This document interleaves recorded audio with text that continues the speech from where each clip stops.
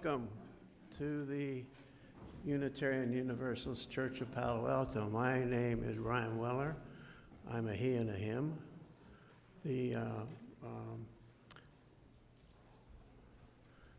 Hold on. Oh, I know what I want to say first. Those of you who would like to have an announcement, a joy of concern read in front of the public, please fill out a form early in the service.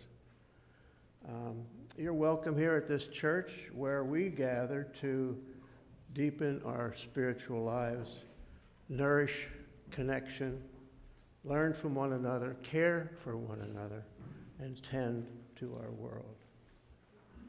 Masks are encouraged but not required.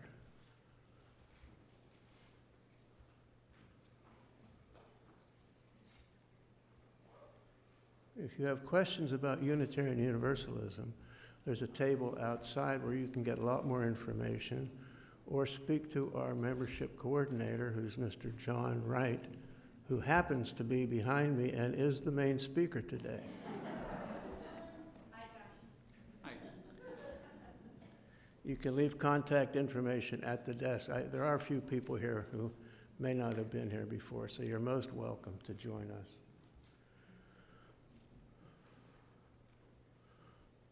There are many announcements on the front of your order service, and you can see what an active place this is. The main one that gets a lot of attention this time of year is Undy Sunday. And this church has been for years giving ample gifts to the Opportunity Center, part of Life's Moves. And the choir has something to say about that.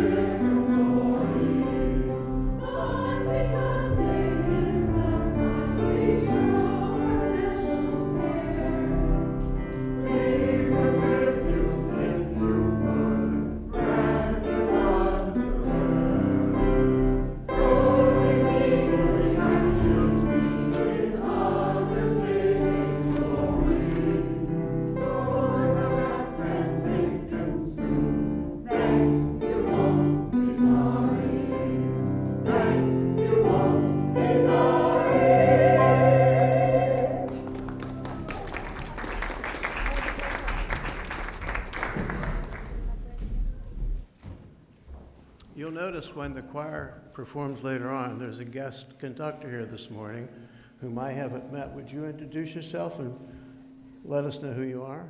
Hi, my name is Thomas. You've probably seen me playing cello a number of times here, and Bruce just asked me to fill in for him today on one number, so you'll see me. Thank you. Thank you for being here. It's a great having you. And now, let us begin this service.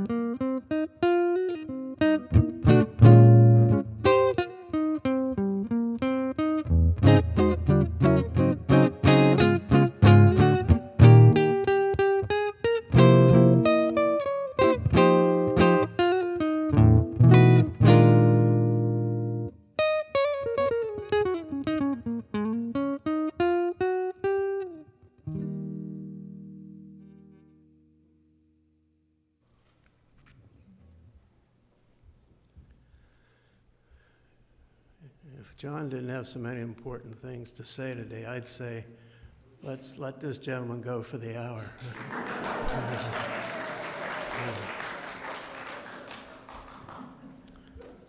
Our chalice lighting this morning is written by the noted theologian Tennessee Williams. High station in life is earned by the gallantry with which appalling experiences are survived with grace. Read it again slower. High station in life is earned by the gallantry with which appalling experiences are survived with grace.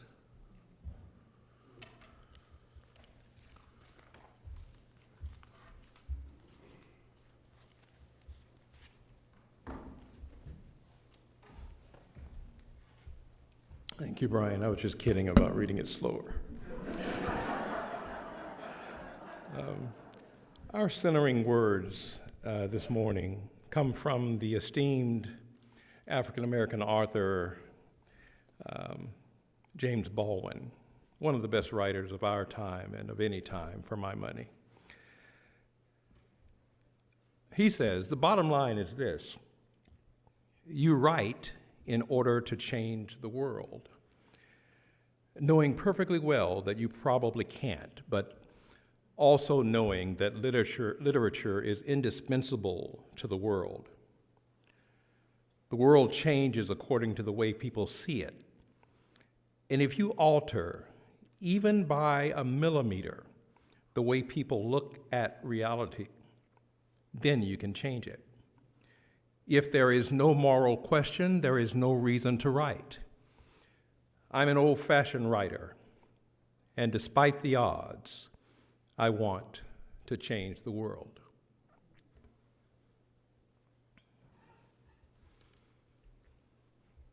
Reverend Cat.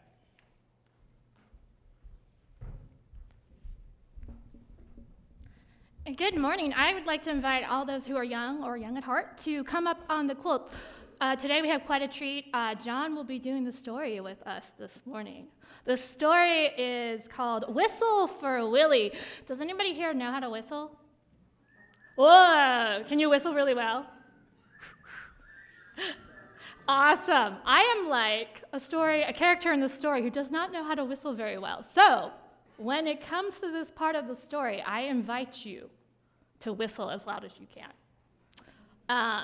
Hello. All right. So Whistle for Willie by Ezra Jack Keats.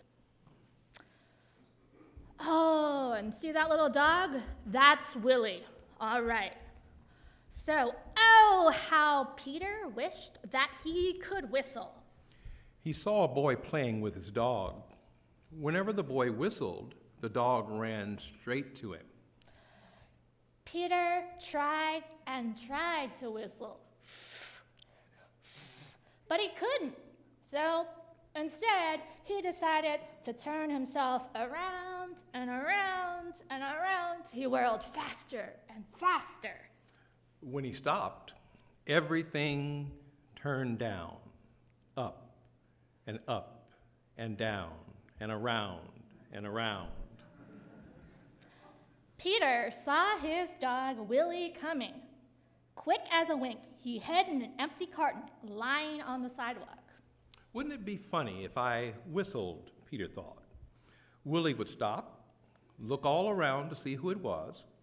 Peter tried to whistle again, but still he couldn't. So Willie just walked on. Wow. Peter got out of the carton and started home. On the way, he took some colored chalk from his pocket and drew a long, long line. Right up to his door, he stood there and tried to whistle again. He blew till his cheeks were tired, but nothing happened. He went into his house, and he put on his father's old hat to make himself feel more grown up And then he looked into the mirror and practiced whistling. Still, no whistle. When his mother saw what he was doing, Peter pretended to be his father. He said, "I've come home early today, dear. Is Peter here?" His mother answered, "Why, no, he's outside with Willie." "Well, I'll go look for them," Peter said. First, he walked along a crack in the sidewalk. Then he tried to run away from his shadow. He jumped off his shadow, but when he landed, they were together again.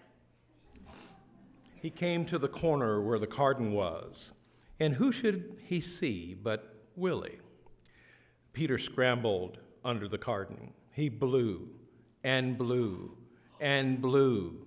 Suddenly came out a whistle. Beautiful. Willie stopped, looked around to see who it was. "It's me," Peter shouted, and stood up. Willie raced straight to him. Peter ran home to show his parents what he could do. They loved Peter's whistling, and so did Willie. Peter's mother asked him and Willie to go on an errand to the grocery store. And Peter, wouldn't you know it, he whistled all the way there, and he whistled all the way home. Well, thank you for listening to my story today. Does anybody have one last whistle they want to do? Oh, if only we had a fleet of dachshunds in here. So please now rise in body or spirit and join me in singing number 1024 in the teal hymnal, When the Spirit Says Do. After we sing this song, I will invite all my friends in RE class to meet me outside in the lobby, and we will head to RE together. 5 times? The song? Yeah. We're singing the song 5 times. Thank you.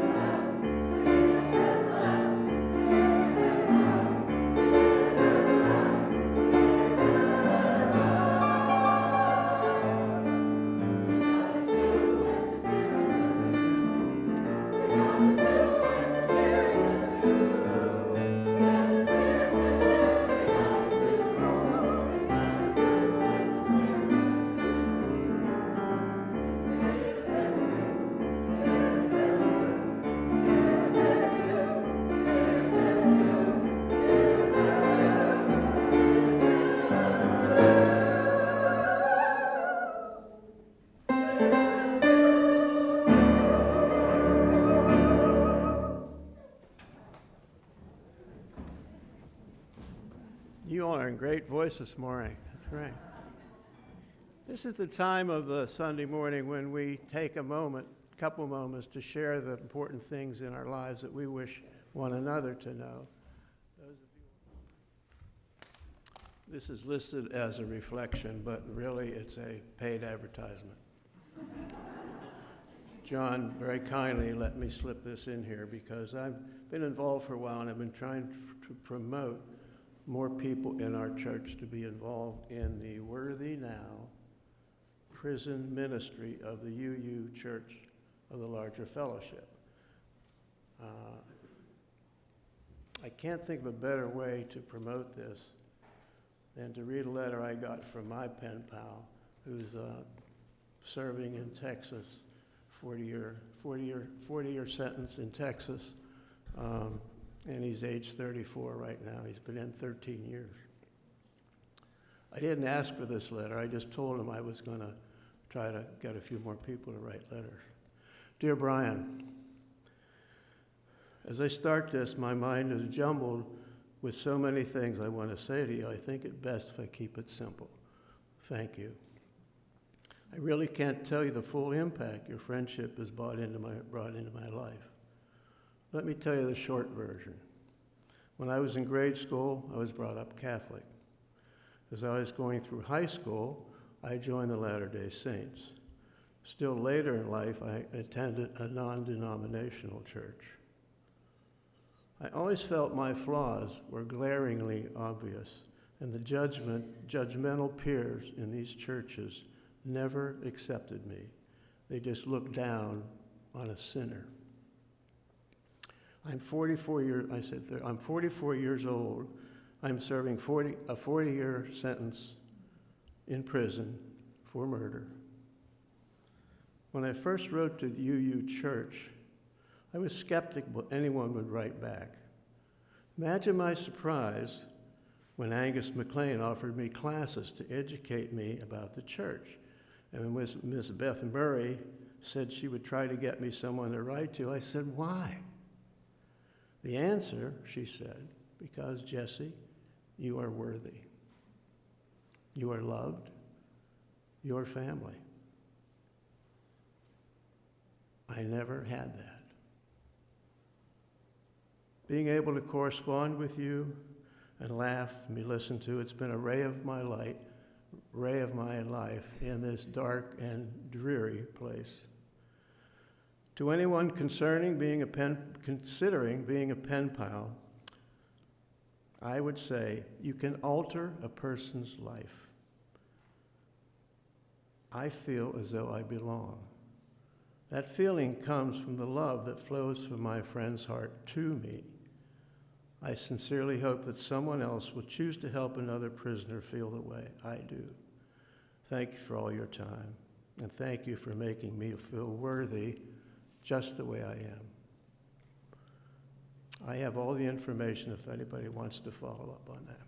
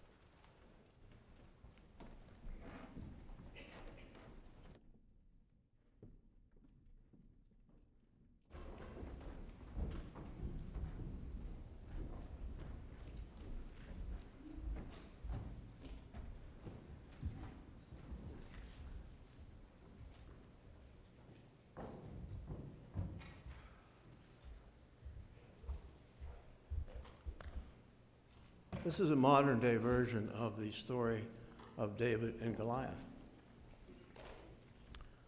Set in the near-future dystopian society where the tech giant Goliath Corp controls every aspect of people's lives through their advanced technology. David, a talented yet overlooked programmer, works at as a low-level employee at Goliath, dreaming of making a difference. David discovers evidence of Goliath Corporation's illegal activities, including manipulating personal data and suppressing dissenting voices. Inspired by the story of David and Goliath, he decides to fight back. David seeks out a group of underground hackers known as the Resistance, who have been fighting against Goliath's control. The Resistance, led by a charismatic hacker named Sven, initially doubts David's ability, but eventually agrees to help him. Together, they devise a plan to expose Goliath Corporation's corruption to the world, using David's insider skills and Sven's hacker skills. David and the Resistance launch a series of cyber attacks on Goliath, disrupting their operations, exposing their activities, and Goliath Corporation CEO, Philip Stein, a ruthless and power-hungry individual, becomes aware of David's actions and sees him as a threat. In a climatic battle, David faces off against Philistine, using his wit and technology to outsmart the CEO and bring him down. With Philip Stein defeated, Goliath Corporation is exposed to the world, leading to public outrage and demands for change. David's story became a legend, reminding people that even the smallest individuals can make a difference against seemingly insurmountable odds.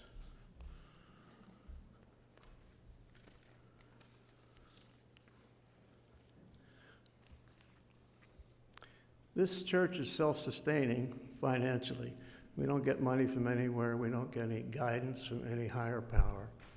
And so the money we collect today and the pledges we make sustain this church's activities, which are many.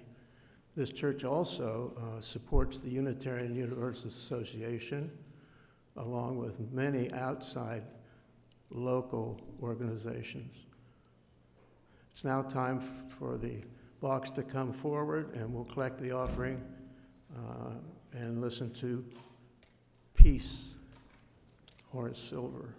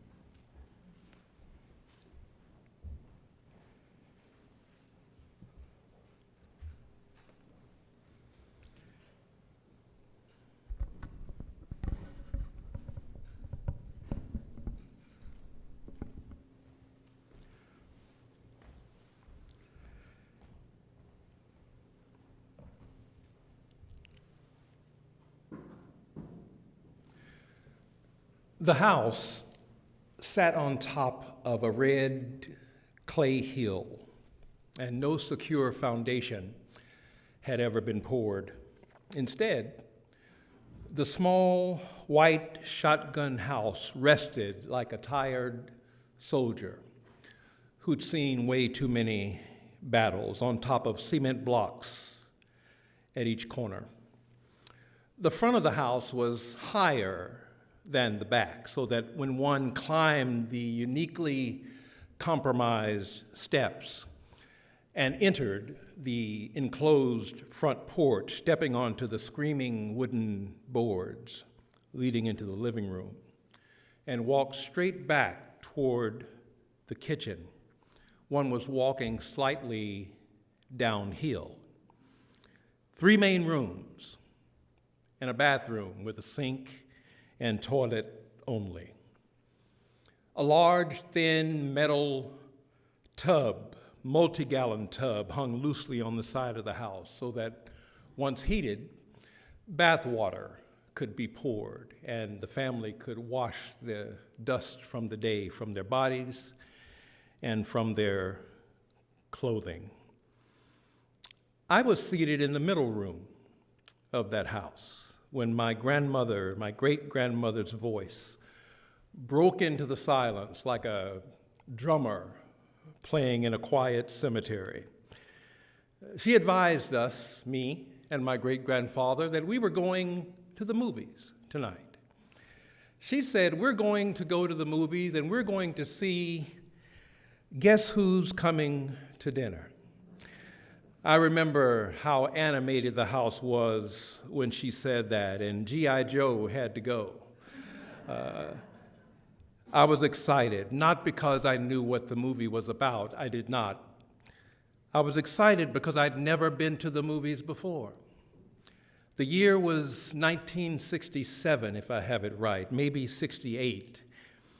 I was encouraged to put on my Sunday best, and so I put on the pants I'd wear to church, and I put on a clean shirt. My great-grandmother, Corella Mason, and my great-grandfather, Major Mason, and I put on our jackets, and we walked the not-so-short distance from our home in Marshall, Texas, on Travis Street, to the Paramount Theater, which was downtown on the main drag. We entered into what I thought was pure darkness. My eyes were fighting to adjust so that I could see the popcorn that the aroma was hanging just above my nose, lingering there. We bought a small bag and we made our way up to the balcony, up the stairs, and took our seats just as the curtain was being pulled back. Those of you who've seen this movie, Guess Who's Coming to Dinner, can imagine the kind of impact this had on a young black boy growing up in the South. The opening scene was in an airport, I think, with Sidney Poitier. I'm talking Dr. John Wade Prentice was his name. And he got off the airplane. He was tall. He was handsome. He was black. I'm talking John Wright black. He was charismatic. He was suave and smooth, not unlike myself. And he strolled through the airport like he owned the joint. He got off the plane with his young white fiancée, and their body language signaled their affection for one another. They were in love. But there was a problem. These two loving young people who had met in Hawaii and fallen in love and decided to get married had yet to tell their parents that they were even in a relationship, let alone they were planning to get married in the not-too-distant future. They met while Dr. Prentice was lecturing in Hawaii. They'd spent all of their free time together, but once informed of their plans, the parents were pretty sure that these two bright young people were about to make a mistake that was going to severely stack the odds in life against them. I need to paint this picture. I need you to see it. He was black, John Wright black. She was white. There was no gray Her father was a wealthy wealthy newspaper publisher there in San Francisco, played by Spencer Tracy. Her mother, founder and owner of a well-known museum right down the street in San Francisco, played by Katharine Hepburn. She'd been raised in a house with a black maid all of her life. All the best and finest schools, all the best and finest foods, all the best and finest clothes were at her fingertips, and she must have moved in circles that included those making decisions, not just those who were being impacted by decisions made. Dr. Prentice, not so much. He was much less privileged. He was the son of a pensioned-off mailman. His mom, a school teacher. He had public schools in his rearview mirror. Good fortune, hard work, positive circumstances had allowed him to become an internationally known medical doctor who lectured and worked around the world. Think of the list of obstacles that stood between these two people. Legal consequences. During a fight with his father, Dr. Prentice, Sidney's character, heard his father say, "What you're trying to do here or about to do here is still illegal in 16 or 17 states. Interracial marriage was still illegal in several states." Think of the social obstacles their children would have to face. They wouldn't be black enough for the black folks. They wouldn't be white enough for the white folks. They'd be ducking to avoid insults that be hurled their way, at least in middle school. Think of the grind, just grinding and rowing against the social tide. If you close your eyes now, you can imagine the kinds of whispers they'd hear in restaurants, standing in the line, trying to check out for groceries, standing in line at the bank, nosy neighbors who don't want to live next to Negroes, and they ain't scared to tell anybody that they don't want to do so. The odds, I tell you, were greatly stacked against them. This movie has had a great impact on me. I watch it probably twice a year, at least once with my daughter. The characters are meaningful. It is beautifully written. It is exquisitely performed. There is racially impactful symbolism all over the screen. And after some drama, the parents somehow agreed not to protest the marriage. They decided to support their kids in their effort to forge a family, even in these perilous circumstances. The movie ends with that music. You remember that song? You gotta give a little, take a little, let your poor heart break a little. That's the story of, that's the glory of love. Beautiful song. Here's the problem I have with the movie. I was only 4, so I didn't notice it then.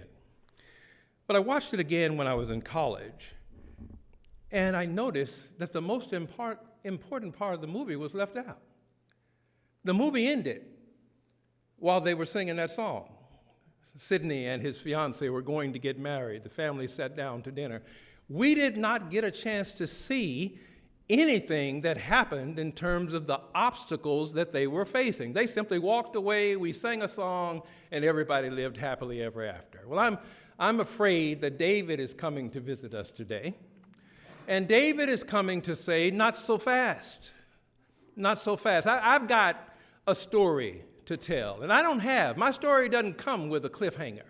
You don't have to wonder about what I was up against. And so I'm inviting you, and I've invited David, I'm inviting you to come and go with me and walk around inside this story of David and Goliath. I won't take time to read it. I think most of us have been exposed to it. But I want to just take a look. Let us take a trip down this trail with David and see what kind of treasures we can pull out of this trek through troubled times. What is the question? The question is, what does one do when standing face to face with difficulty that's too deep to swim in, or around, or over, or under?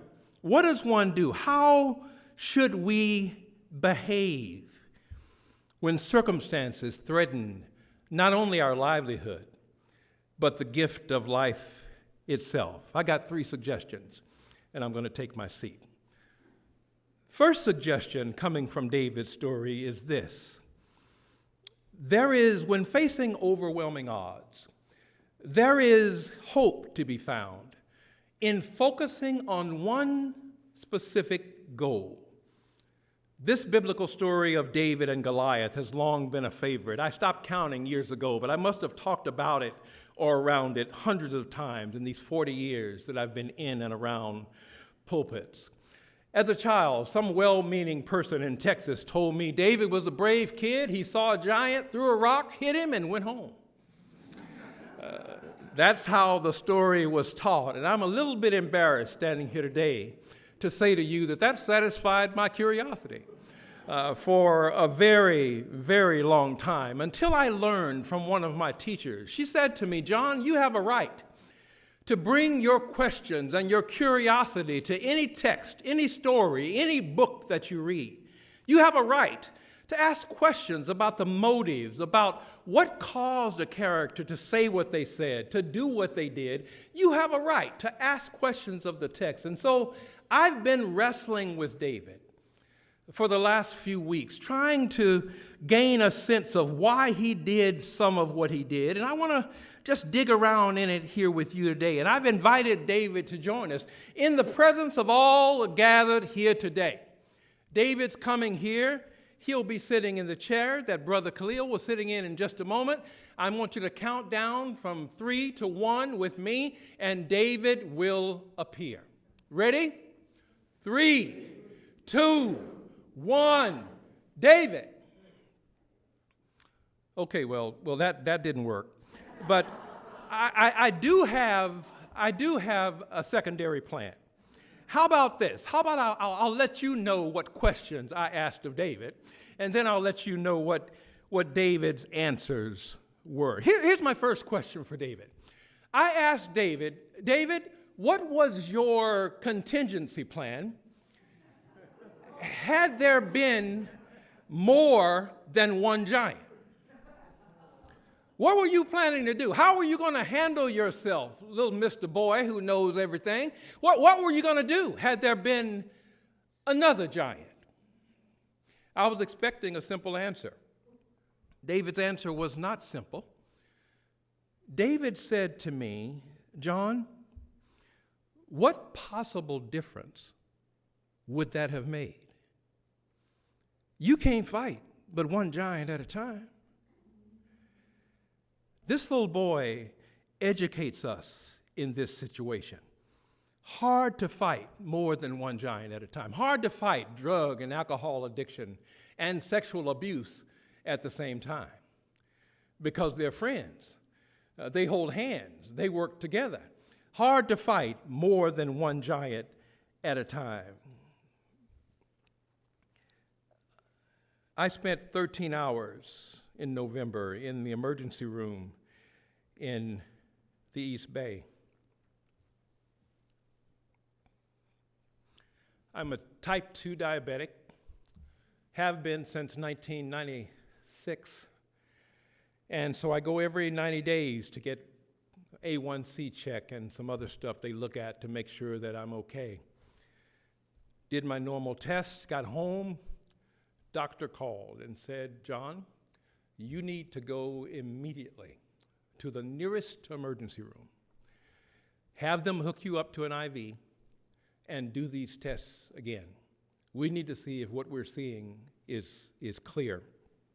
And so I went, and I was in the short version is I had a CAT scan and 360, I had a ultrasound, and they did all these things to me. And about close to the end of the 13th hour in the emergency room in Kaiser at Vallejo, California, I was in the bed, lights turned low, in the emergency room, eyes closed, heard a nurse come in. I did not move. Opened my eyes just a little, and I saw her pick up a clear bag and start putting my belongings into the bag. I thought for a moment I had died, and they forgot to tell me. But she started putting my stuff into this bag, and I sat up and said, so what you doing?" And she said, we decided not to do the surgery today. We're going to do the surgery tomorrow. Well, this is the first I've heard of surgery. And so I said to her, so who's getting cut? Who are they planning to do surgery on? And she said, oh my gosh, I'm so sorry.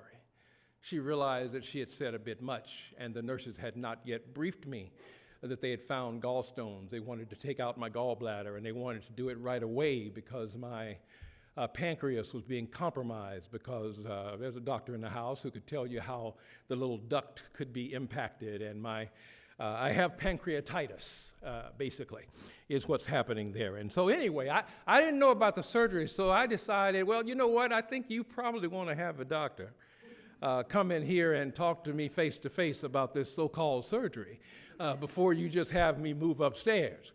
And she said, I'm so sorry. And the doctor came in and talked to me, gave me all the briefing, told me that it's safe, they don't cut you open, 4 pokes, and we suck it out, and you're all good.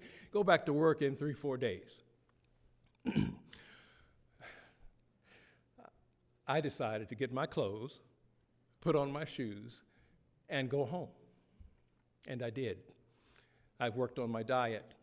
I'm working on exercise routine. I'm a type 2 diabetic. I ate my way into this situation. Maybe I can eat my way out. But we'll find out. But I decided to go home and fight the biggest giant I know. I'm diabetic. I've got to get those numbers in line, and hopefully some of these other matters will rectify. If not, there'll be a couple of Sundays you won't see me, and I'll be back down at Kaiser getting that procedure. But I checked myself out, and I went home to fight one giant, because you can only fight one giant at a time. Second suggestion I get from David's story is this: when facing overwhelming odds, not only is there hope in focusing on one specific goal, but there is help in leaning into your specific history. There were some folks around David who didn't think David was worthy or up to the task. They were worried about David's level of experience. Who are you, David, to go out and fight a 9-foot giant? Who do you think you are? David said to them, I've already defeated a lion. I've already defeated another animal. I know how to fight. I've been in battles before. That's David's message to those of us up against overwhelming odds. Don't let anybody make you think that you're powerless against what you face. You've been in battles before, and you are still here. Let me ask you directly, what battle did you bring with you here to this service this morning? Have you and your spouse decided this marriage that you've worked so hard on is no longer worth fighting for? Had your health started to fail you and made you wonder how you're going to survive a recent diagnosis? Have you been contemplating taking your own life because you think those who are left can handle this messy world better, and you're just tired? Are you one disappointment away from giving up on your dream simply because the cost seems too much to pay? Do you feel lonely? Do you feel isolated? Are bills mounting up and you don't know how you're going to get the finances under control? What are the giants that visit you when you turn off the lights at night? David and I have come to say that half the battle of doing anything well is having done it before. David's model suggests that we may need to redefine ourselves by looking more closely at what our skills already are. Don't allow your fear of the giant to blind you to your personal history of overcoming. You remember the first Obama campaign, Mayo? The very first one. There was a special kind of brilliance to the first Obama campaign. It wasn't tied to the fact that Obama was brilliant, although he was and is. It wasn't tied to the excellent strategic planners that he had around him, although he had those. It wasn't related to the kind of fundraising they did with small donors, although they did that and they did it well. What stood out to me as a galvanizing principle was a kind of rhetorical flourish. You remember? Yes, we can. Yes, we can. He'd be on the campaign trail talking about some kind of policy, and he would lay out what was wrong and describe the problem in a way that made you think that problem lived right next door to impossible. And then when he got ready to close, he would turn and spit out that phrase, yes, we can. Yes, we can. That's why my ancestors sing and sing so proudly, we shall overcome. We shall overcome. We shall overcome someday. Deep in my heart, I do believe we shall overcome someday. I've always felt like we needed to take out the do, I do believe, and change it to I still believe in that song, because still carries the weight of what we're really trying to say. You brought us here as slaves, and we still believe. You raped our wives, you raped our children, and we still believe. Anybody know who Willie Lynch was? Ever heard that name before? Willie Lynch is the person we get the word lynching from. Willie Lynch had slaves in the West Indies, and when the slave owners in Virginia were having difficulty with their slaves, they called for Willie Lynch to teach them about his methods. This is what Willie Lynch said. Feel free to edit this out, Amy, if it's too strong for you. He said, take the strongest, the meanest, the most restless nigger on the plantation. Strip him of his clothes, tar and feather him, tie one leg to each horse, beat that horse until it rips him apart, then beat and bullwhip the other male niggers. Don't kill them. Make sure they're still able to breed.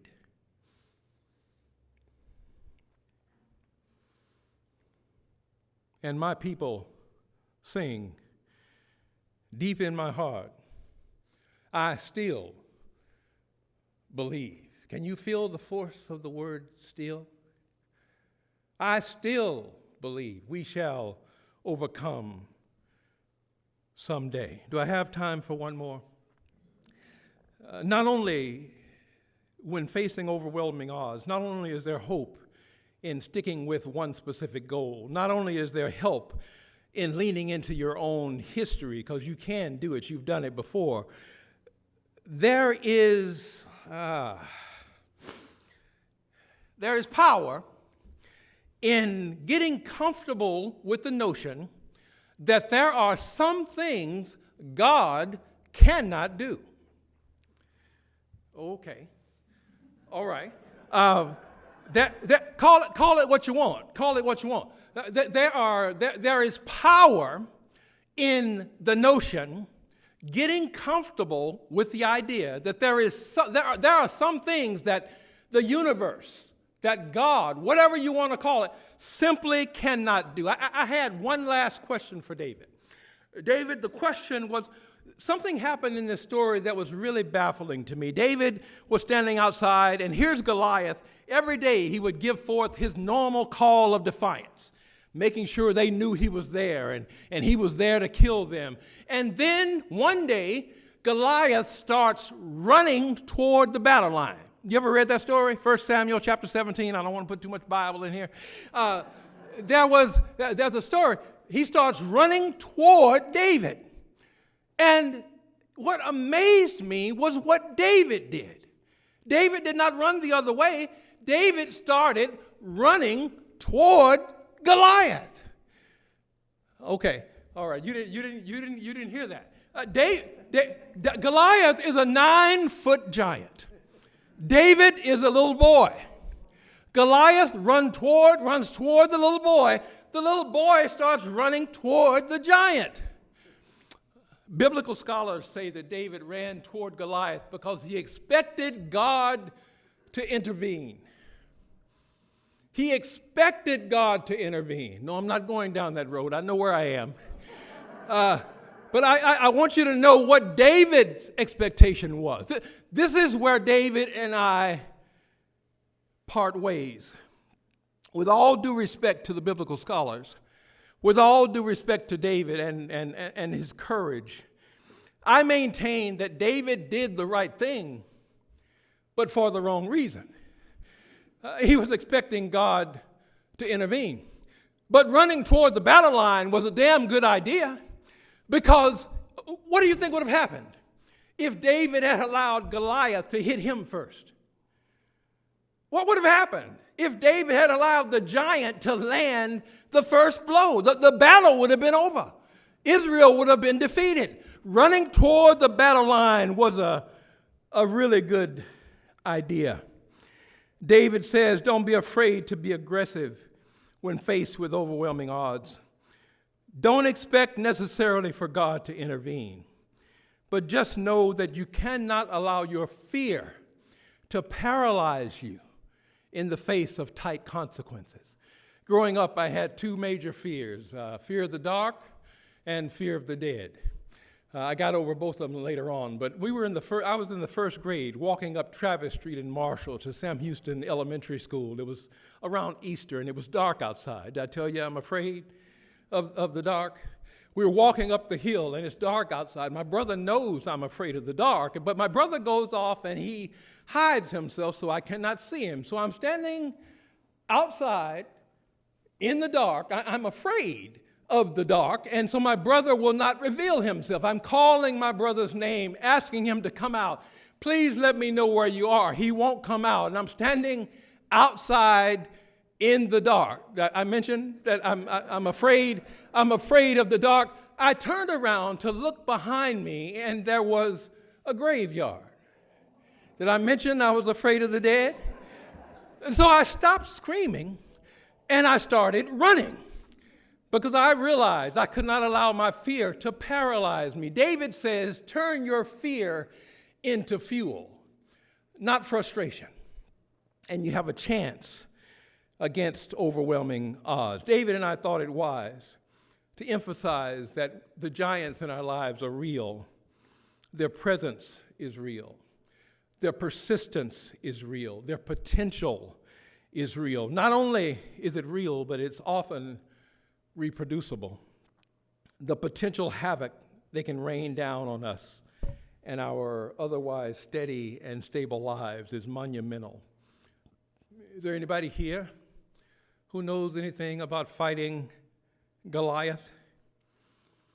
The good news is that there is hope, there is help, there is power available according to this young boy named David. Hope to be found in focusing on one specific goal. Help to be found in leaning into your own powerful history of overcoming.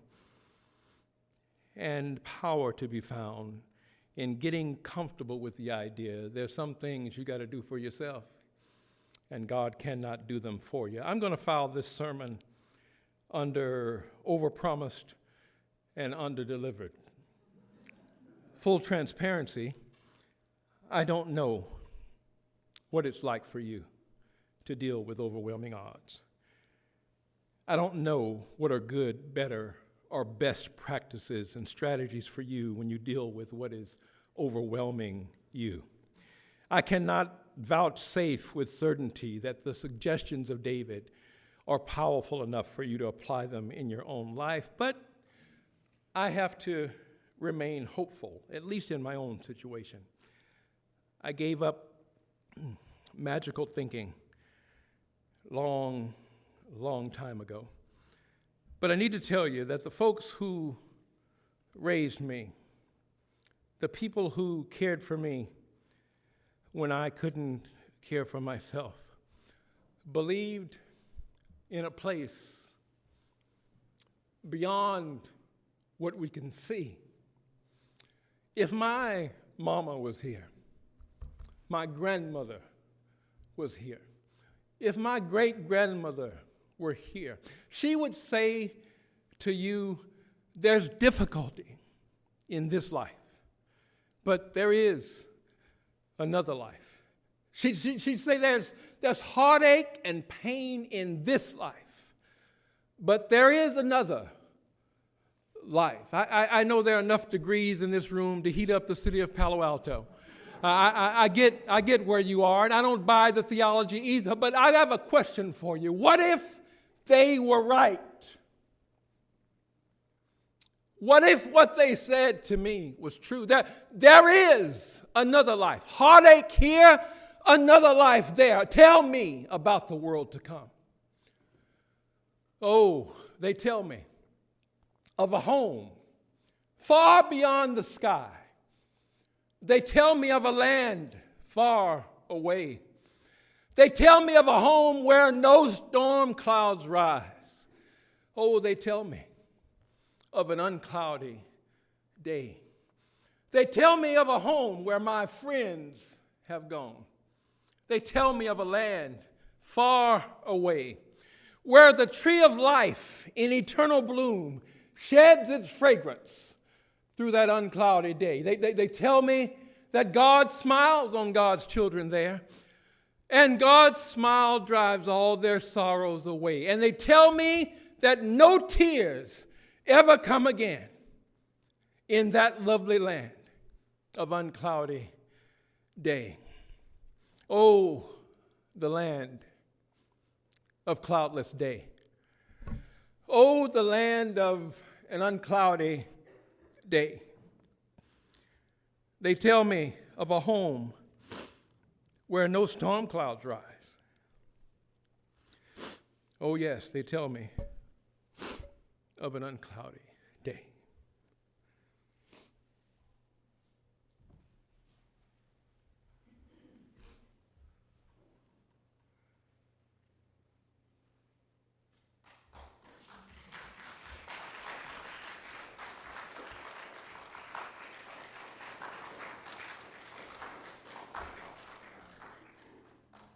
Amen.